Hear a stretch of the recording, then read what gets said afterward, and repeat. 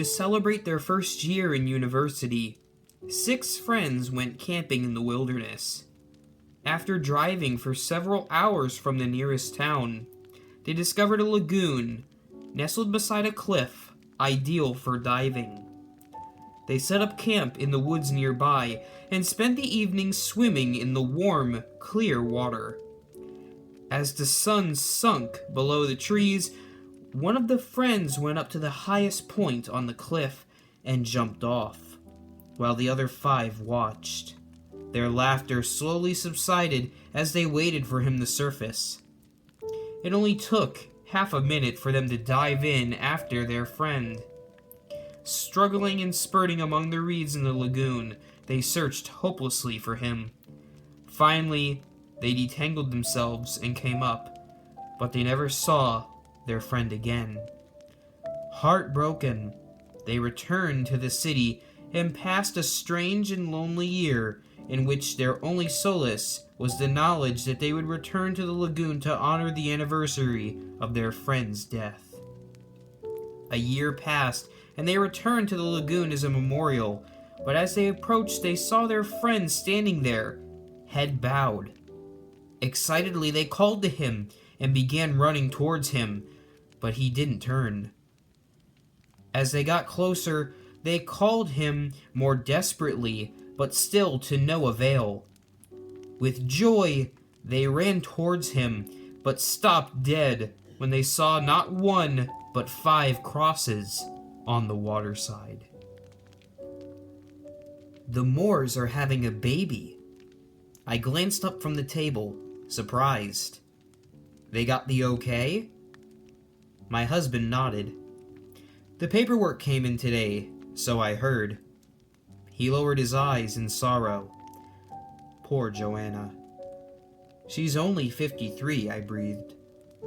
A bead of sweat dripped down my brow, landing on the cool concrete floor of the bunker. I tried to remind myself to be thankful for this place, this concrete tomb, but it grew more difficult each day.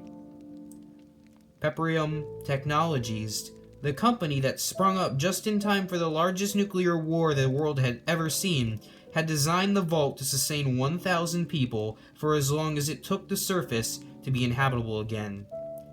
Exactly 1,000 people. Poor Joanna, indeed. My wife was shaking me quietly. I looked around the cabin. The girls must have gone to bed. The fire had burnt down to embers. My glass of scotch was still in my hand. Something's tapping on the porch. Then I heard it too. I grabbed my axe and lit the lantern.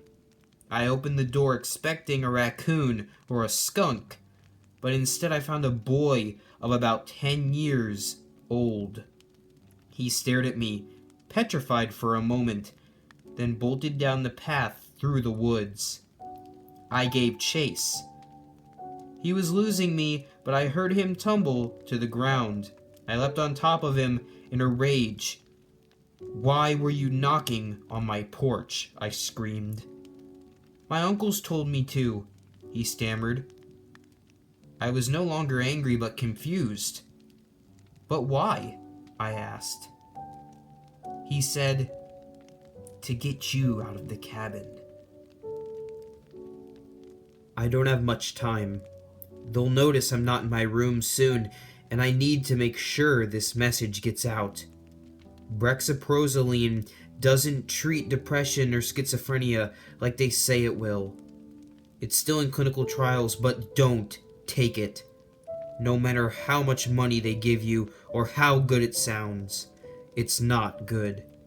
It's really not good.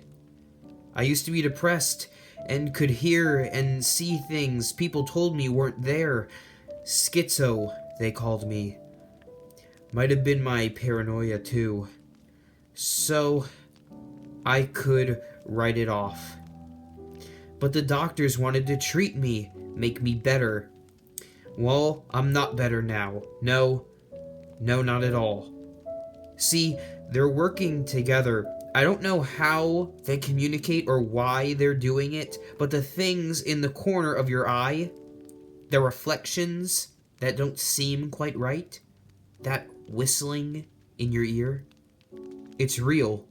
They're real.